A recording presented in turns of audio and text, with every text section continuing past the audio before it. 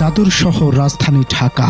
এখানে দুর্ঘটনার জন্য খাদ লাগে না, বাঁক লাগে না, লাগে শুধু একটি গাড়ি।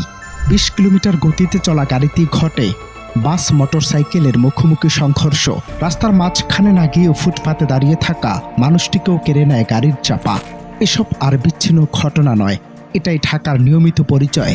শনিবার সকাল ৮টা ৩০ নিকুঞ্জ বিশ্ব রোডে সমতল মসৃণ সড়কে হঠাৎ উল্টে যায় একটি ১৬ চাকার মালবাহী ট্রাক। কোনো খাদ নেই, কোনো বড় বাঁক নেই, তবুও দুর্ঘটনা আর মুহূর্তে অচল হয়ে পড়ে রাজধানীর একটি বড় অংশ। একটি ট্রাক উল্টে যাওয়া মানে শুধু একটি দুর্ঘটনা নয়, এটি ঢাকায় হাজারো মানুষের দিনের পরিকল্পনা ধ্বংসের ট্রিগার। অফিসগামী মানুষ আটকে পড়ে ঘন্টার পর ঘন্টা, অ্যাম্বুলেন্স থাকে ট্রাফিক জ্যামে, স্কুল বাস থেমে যায় মাঝপথে। রাজধানীর এক প্রান্তের ঘটনা ছড়িয়ে পড়ে আরেক প্রান্তে। ট্রাফিক পুলিশ, ট্রেন, উদ্ধার অভিযান সব মিলিয়েও স্বাভাবিক হতে সময় লাগে দীর্ঘক্ষণ। একটিমাত্র গাড়ি যেন পুরো শহরের শ্বাসরোধ করে ফেলছে। অনেকের ভাষ্যমতে ঢাকার এমন দুর্ঘটনার পেছনে একাধিক কারণ কাজ করে।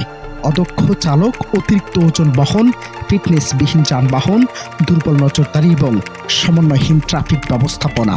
বাংলাদেশ সড়ক পরিবহন কর্তৃপক্ষের তথ্য অনুযায়ী সড়ক দুর্ঘটনার একটি বড় অংশ ঘটে ভারী যানবাহনের নিয়ন্ত্রণ হারানোর কারণে। অথচ নগরের ভেতরে এসব যানবাহনের চলাচল নিয়ন্ত্রণের কার্যকর সময়সূচি ও নজরদারি এখনও প্রশ্নবিদ্ধ।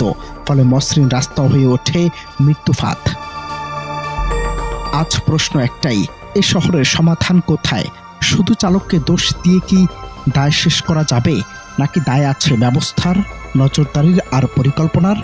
যতদিন পর্যন্ত ভারী যান নিয়ন্ত্রণ, চালকের প্রশিক্ষণ, ফিটনেস যাচাই আর ট্রাফিক ব্যবস্থাপনায় কঠোরতা না আসবে, ততদিন ঢাকায় দুর্ঘটনা হবে বিনা নোটিশে।